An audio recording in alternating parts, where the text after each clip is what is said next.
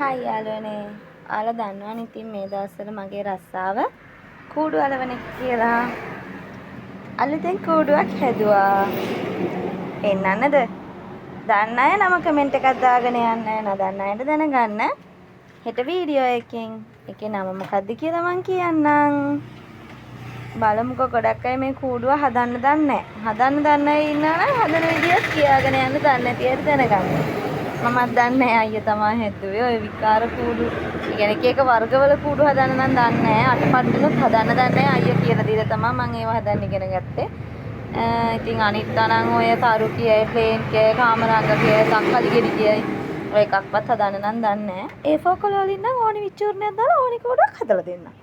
උණබට වලින් නම් මම දන්නේ නැහැ ඕවා කරන්න. ඉතින් චුට්ටක් අසනීපෙන් ඉන්නේ හින්දා ඊයේ වීඩියෝ එකක් අරගෙන එන්නත් බැරි වුණා. අද පෙන්නන්නම්කෝ අලුත් කූඩුව මොකද්ද කියලා. දන්න අය එහෙනම් නම කමෙන්ට් එකක් දාගෙන යන්න.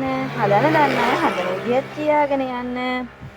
ඉතින් කූඩු ගෙනියන්න එන අය, බල්බල් ගෙනියන්න එන අය එන්න ඉක්මනට. බල්ල යන්නත් එන්න හැමෝම.